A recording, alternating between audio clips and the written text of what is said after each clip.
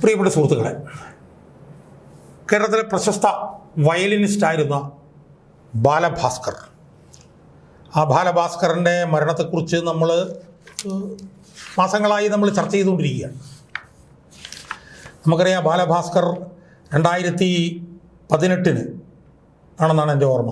2018 24-ാം തീയതി 8-ാം മാസം 24/8/2018 അദ്ദേഹം തിരുവനന്തപുരത്തിനടുത്ത് മംഗലപുരത്ത് വെച്ച്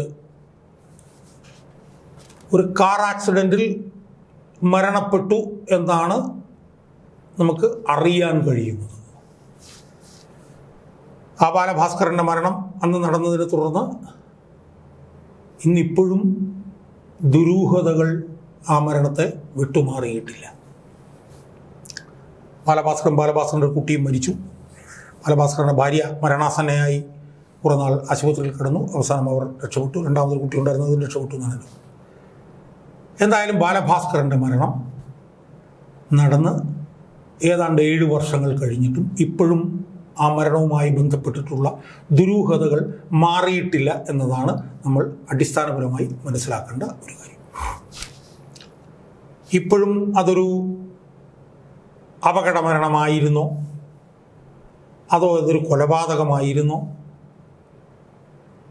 സ്വർണ്ണക്കള്ളക്കടത്ത് സംഘങ്ങൾക്ക് അതിൽ പങ്കുണ്ടോ, ആ സംഘത്തിൽ ആരൊക്കെയുണ്ട്, ബാലഭാസ്കർ ആ സംഘത്തിൻ്റെ ഭാഗമായിരുന്നോ,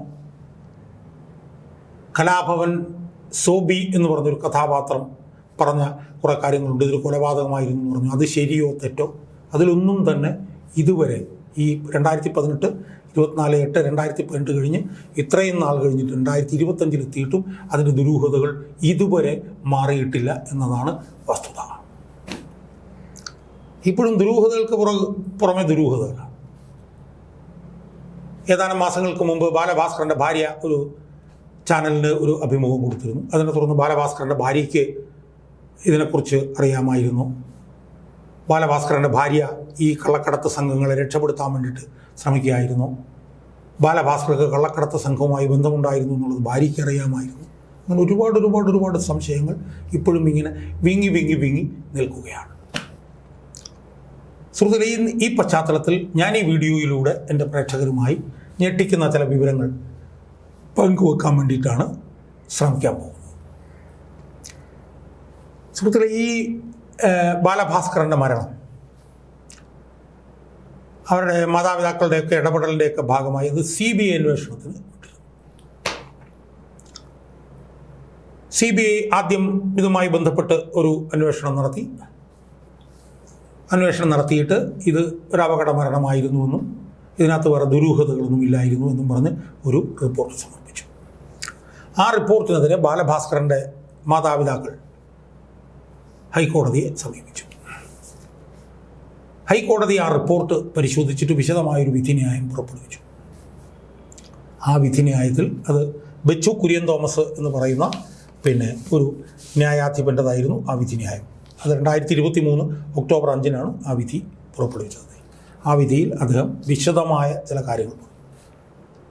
അദ്ദേഹം പറഞ്ഞു, CBIയുടെ ആദ്യത്തെ റിപ്പോർട്ടിൽ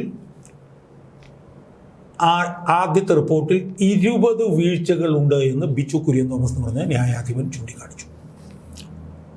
എന്നിട്ട് അദ്ദേഹം ആ 20 വീഴ്ചകൾ വിശകലനം ചെയ്തിട്ട് അദ്ദേഹം എത്തിയ നിരീക്ഷണം CBIക്ക് ഗുരുതരമായിട്ടുള്ള വീഴ്ച സംഭവിച്ചിരിക്കുന്നു എന്ന് മാത്രമല്ല, CBI അന്വേഷണം തൃപ്തികരമല്ല എന്ന് മാതാപിതാക്കളും പറഞ്ഞു. ഇതിൻ്റെ എല്ലാം പശ്ചാത്തലത്തിൽ CBI വീണ്ടും ഈ വിഷയം പുനരന്വേഷണത്തിന് വിധേയമാക്കണം എന്ന് പറഞ്ഞുകൊണ്ടാണ് 2023 ഒക്ടോബർ 5-ന് ബെച്ചു കുര്യൻ തോമസ് ഈ വിഷയത്തിൽ ഹൈക്കോടതിയിൽ നിന്ന് വിധി പുറപ്പെടുവിച്ചത്. 20 വീഴ്ചകൾ, ആ 20 വീഴ്ചകളുടെ അടിസ്ഥാനത്തിൽ വീണ്ടും പുനരന്വേഷണം. സുഹൃത്തുക്കളെ, അതിൻ്റെ അടിസ്ഥാനത്തിൽ CBI വീണ്ടും ഈ കേസ് പുനരന്വേഷണത്തിന് വിധേയമാക്കിയതിനെ തുടർന്ന് CBI 2024 5-ാം മാസം 24-ാം തീയതി 24/5/2024 ഈ ഹൈക്കോടതി പറഞ്ഞ 20 വീഴ്ചകളുമായി ബന്ധപ്പെട്ടുകൊണ്ട് CBI പുനരന്വേഷണം നടത്തി കോടതിയിൽ സപ്ലിമെൻ്ററി ഫൈനൽ റിപ്പോർട്ട് സമർപ്പിച്ചു. അതിപ്പോൾ കോടതിയിൽ തിരുവനന്തപുരം CJM കോടതിയിൽ അത് സമർപ്പിച്ചിരിക്കുകയാണ്. അതിൻ്റെ വാദം അത് അംഗീകരിക്കണോ ഇല്ലയോ എന്നുള്ള വാദം ഇപ്പോൾ തുടങ്ങാൻ പോകുന്നത് 27-ാം തീയതിയിലേക്ക് മറ്റോ വെച്ചിരിക്കുകയാണെന്നാണ്. സുഹൃത്തുക്കൾ, ആ റിപ്പോർട്ട് സത്യത്തിൽ നമ്മളെ എല്ലാവരെയും ഞെട്ടിക്കേണ്ട ഒരു റിപ്പോർട്ടാണ് എന്നാണ് എനിക്ക് പറയാനുള്ളത്. ആ റിപ്പോർട്ടിൽ നടത്തിയിരിക്കുന്ന വെളിപ്പെടുത്തലുകൾ വലിയ പ്രത്യാഘാതമുണ്ടാക്കുന്ന വെളിപ്പെടുത്തലുകൾ. ആ റിപ്പോർട്ട് ഏതാണ്ട് 69 പേജുള്ള ഒരു റിപ്പോർട്ടാണ്. ഞാൻ നേരത്തെ സൂചിപ്പിച്ചല്ലോ, ഹൈക്കോടതി പറഞ്ഞ 20 വീഴ്ചകൾ. ആ 20 വീഴ്ചകൾ സംബന്ധിച്ചിട്ടാണ് CBIയോട് പുനരന്വേഷിക്കുക. സുഹൃത്തുക്കളെ, CBI ആ 20 വീഴ്ചകളും പരിശോധിച്ചിട്ട് 2024 5-ാം മാസം 24-ാം തീയതി CJM കോടതിയിൽ കൊടുത്തിരിക്കുന്ന റിപ്പോർട്ടിൽ CBI എന്താ പറയുന്നത് അറിയാമോ? ഹൈക്കോടതി ഉയർത്തിക്കാണിച്ച ആ 20 വീഴ്ചകളും അടിസ്ഥാനരഹിതമാണ് ഹൈക്കോടതി പറഞ്ഞ മുഴുവൻ വീഴ്ചകളും എന്ന് പറഞ്ഞുകൊണ്ട് അതെല്ലാം ഏകപക്ഷീയമായി തള്ളിക്കളഞ്ഞുകൊണ്ട് ബാലഭാസ്കറിൻ്റെ മരണം ഒരു അപകട മരണമായിരുന്നുവെന്നും അതിൽ കള്ളക്കടത്ത് സംഘങ്ങൾക്കൊന്നും യാതൊരു വിധത്തിലുള്ള പങ്കുമില്ല എന്ന് പറഞ്ഞുകൊണ്ടുള്ള ഒരു ഞെട്ടിക്കുന്ന റിപ്പോർട്ടാണ് CBI ഇപ്പോൾ CJM കോടതി പറഞ്ഞിരിക്കുന്നത്. സുഹൃത്തുക്കളെ, എനിക്ക് സൂചിപ്പിക്കാനുള്ള ഒരു കാര്യം, ഈ റിപ്പോർട്ട് വിശദമായി ഞാൻ പരിശോധിച്ചു നോക്കിയപ്പോൾ CBI ചെയ്തിരിക്കുന്നത് ബാലഭാസ്കർ കൂടി ഉൾപ്പെടുന്ന ഒരു സ്വർണ്ണ കള്ളക്കടത്തു സംഘത്തെ ആദ്യാവസാനം വെള്ളപൂശുന്നതാണ് ഈ CBI ചീഫ് ജുഡീഷ്യൽ മജിസ്ട്രേറ്റ് കോടതിയിൽ സമർപ്പിച്ച റിപ്പോർട്ട് എന്നാണ് എനിക്ക് എൻ്റെ പ്രേക്ഷകരോട് സൂചിപ്പിക്കാനുള്ളത്. സുഹൃത്തുക്കളെ, എനിക്ക് സൂചിപ്പിക്കാനുള്ളത്, ഒരു വലിയ കള്ളക്കടത്ത് സംഘത്തിൻ്റെ ചിത്രം ഈ റിപ്പോർട്ടിൽ നിന്ന് തന്നെ പുറത്തു വരുന്നുണ്ട്. ആ കള്ളക്കടത്ത് സംഘത്തിൽ പ്രകാശൻ തമ്പി എന്ന് പറയുന്ന ബാലഭാസ്കറിൻ്റെ അടുത്ത സുഹൃത്തുക്കളിൽ ഒരാളായിട്ടുള്ള പ്രകാശൻ തമ്പിയുണ്ട്. ആ കള്ളക്കടത്ത് സംഘത്തിൽ വിഷ്ണു സോമസുന്ദരം എന്ന് പറയുന്ന ബാലഭാസ്കറിൻ്റെ വേറൊരു അടുത്ത സുഹൃത്തുണ്ട്. ആ കള്ളക്കടത്ത് സംഘത്തിൽ കസ്റ്റംസിലെ ഉയർന്ന ഉദ്യോഗസ്ഥനായിരുന്ന ഒരു B രാധാകൃഷ്ണനുണ്ട്. ആ കള്ളക്കടത്ത് സംഘത്തിൽ ആകാശ് ഷാജി എന്ന് പറയുന്ന ഒരു വ്യക്തിയുണ്ട്. ആ കള്ളക്കടത്ത് സംഘത്തിൽ മരണം നടക്കുന്ന സമയത്ത് കാർ ഓടിച്ചിരുന്നു എന്ന് നമ്മൾ മനസ്സിലാക്കിയിട്ടുള്ള അർജുൻ എന്ന് പറയുന്ന ഒരു ആളുണ്ട്. ആ കള്ളക്കടത്ത് സംഘത്തിൽ മരണപ്പെട്ടിട്ടുള്ള ബാലഭാസ്കറുമുണ്ട്. ഇതാണ് ആ റിപ്പോർട്ട് പരിശോധിച്ചപ്പോൾ എനിക്ക് മനസ്സിലാക്കാൻ കഴിഞ്ഞ ഏറ്റവും പ്രധാനപ്പെട്ട ഒരു കാര്യം. ഈ 5-6 പേരടങ്ങുന്ന ഒരു കള്ളക്കടത്ത് സംഘം, ഒരു സ്വർണ്ണ കള്ളക്കടത്ത് സംഘം ഈ വിഷയത്തിൽ ഇൻവോൾവ്ഡ് ആയിരുന്നു എന്നാണ് എനിക്ക് ഈ റിപ്പോർട്ട് വായിച്ചപ്പോൾ മനസ്സിലാക്കാൻ കഴിഞ്ഞിട്ടുള്ളത്. സുഹൃത്തുക്കളെ, അതിൽ ഓരോരുത്തരെ കുറിച്ച് നമ്മളൊന്ന് പരിശോധിച്ച് നോക്കണം. അതിൽ പ്രകാശൻ തമ്പി എന്ന് പറയുന്ന ഈ ബാലഭാസ്കറിൻ്റെ ഏറ്റവും അടുത്ത സുഹൃത്ത്, എന്നുവെച്ചാൽ മറ്റുള്ളൊരു സുഹൃത്തുക്കളല്ല എന്നല്ല, ഏറ്റവും അടുത്ത സുഹൃത്ത് പ്രകാശൻ തമ്പി. ആ പ്രകാശൻ തമ്പി സ്വർണ്ണക്കള്ളക്കടത്ത് സംഘത്തിലെ അംഗമായിരുന്നു. ആ പ്രകാശൻ തമ്പിക്കെതിരെ റവന്യൂ ഇൻ്റലിജൻസ് കേസെടുത്തിട്ടുണ്ട്. അതായത് ഈ CBI തന്നെ കേസെടുത്തിട്ടുണ്ട്. 25/8/2019 CBI എടുത്ത കേസിൽ 1-ാം പ്രതി, ഞാൻ ഈ നേരത്തെ പറഞ്ഞ കള്ളക്കടത്ത് സംഘത്തിലെ അംഗമായിട്ടുള്ള രാധാകൃഷ്ണൻ B, കസ്റ്റംസ് എയർ ഇൻ്റലിജൻസിൽ, അയാൾ 1-ാം പ്രതി. 2-ാം പ്രതി സുനിൽകുമാർ, 3-ാം പ്രതി സെറീന ഷാജി, 4-ാം പ്രതി വിഷ്ണു സോമസുന്ദരം, അതായത്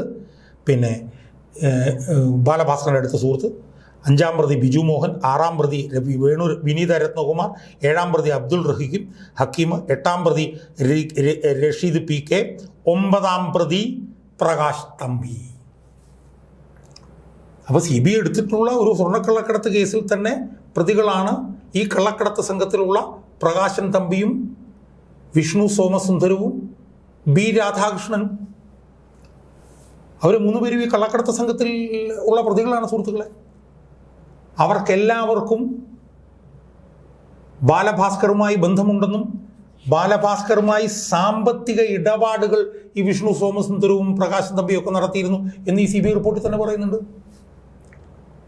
അതെല്ലാം വളരെ ന്യായമായിട്ടുള്ള സാമ്പത്തിക ഇടപാടുകളാണെന്നാണ് പറയുന്നത്. പക്ഷെ അവർ സ്വർണ്ണക്കള്ളക്കടത്ത് സംഘത്തിലെ അംഗങ്ങളായിരുന്നു. പക്ഷെ അവരെ എല്ലാവരെയും ഈ റിപ്പോർട്ട് വെള്ളപൂശിയിരിക്കുകയാണ്. ആ വെള്ളപൂശാൻ വേണ്ടി വിഷ്ണു സോമസുന്ദരത്തിനെയും പ്രകാശൻ തമ്പിയും ഒക്കെ വെള്ളപൂശാൻ വേണ്ടിയിട്ട് പറഞ്ഞിട്ടുള്ളത് എന്താണെന്നറിയാമോ?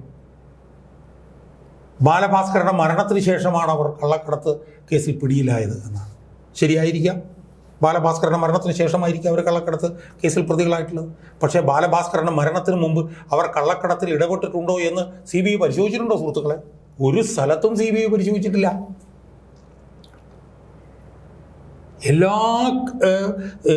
ഹൈക്കോടതി പറഞ്ഞ എല്ലാ വീഴ്ചകളുടെ കാര്യത്തിലും ഈ കള്ളക്കടത്ത് സംഘത്തിനെ അവർ രക്ഷപ്പെടുത്തുകയാണ്. ഹൈക്കോടതി പറഞ്ഞിട്ടുണ്ട് ഈ വിഷ്ണു സോമസുന്ദരത്തിനെയും പ്രകാശൻ തമ്പിയെയും കരുതൽ തടങ്കൽ പ്രകാരം ജയിലിലാക്കിയിട്ടുണ്ടെന്ന്. അതിന് CBI റിപ്പോർട്ട് എന്താ പറയുന്നറിയോ? അവരെ ജയിലിലാക്കി എന്നുള്ളത് ശരിയാണ്, പക്ഷേ ഹൈക്കോടതിയിൽ പോയി അവരെ വെറുതെ വിട്ടു എന്നാണ് പറയുന്നത്. ആയിരിക്കാം, പക്ഷേ ബാലഭാസ്കറുടെ മരണത്തിന് മുമ്പ് ഈ വിഷ്ണു സോമസുന്ദരും ഈ രാധാകൃഷ്ണനും ഈ പ്രകാശൻ തമ്പിയും സ്വർണ്ണക്കള്ളക്കടത്തിൽ ഉൾപ്പെട്ടിട്ടുണ്ടോ എന്നുള്ളത് CBI പരിശോധിച്ചിട്ടുണ്ടോ? പരിശോധിച്ചിട്ടില്ല. ഈ CBI റിപ്പോർട്ടിൽ തന്നെ ബാലഭാസ്കറും വിഷ്ണു സോമസുന്ദരവും പ്രകാശൻ തമ്പിയും തമ്മിൽ സാമ്പത്തിക ഇടപാടുണ്ടെന്ന് പറയുന്നുണ്ടല്ലോ.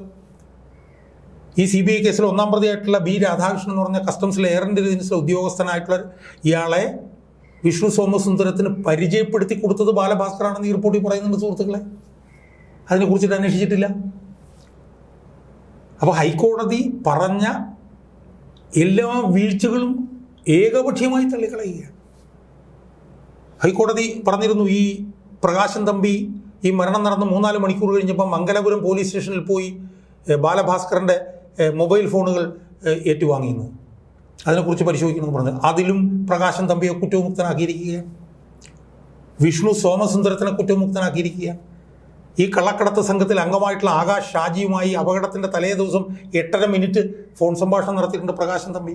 അതിലും ഈ ആകാശ് ഷാജിയെ കുറ്റവിമുക്തനാക്കിയിരിക്കുകയാണ്. ഈ മൃതദേഹം ഇടിപിടിയിൽ നിന്ന് തന്നെ കിംസിലോ അല്ലെങ്കിൽ മെഡിക്കൽ കോളേജിലോ കൊണ്ടുപോകുന്നതിന് പകരം അനന്തപുരിയിലേക്ക് കൊണ്ടുപോയതിനെക്കുറിച്ച് അന്വേഷിക്കണമെന്ന് പറഞ്ഞിട്ട് അതിനെ ന്യായീകരിച്ചിരിക്കുകയാണ്. ഈ പ്രകാശൻ തമ്പിയും വേറൊരു സുഹൃത്തും കൂടി ഈ അപകടം നടന്ന സ്ഥലത്ത് ഒരു ജ്യൂസ് കടയിൽ ഒരു ടെക്നീഷ്യനുമായി പോയി അവിടുത്തെ CCTV പരിശോധിച്ചു എന്ന് ഹൈക്കോടതി പറഞ്ഞിട്ടുണ്ട്. അതിലും രക്ഷപ്പെടുത്തിയിരിക്കുകയാണ്.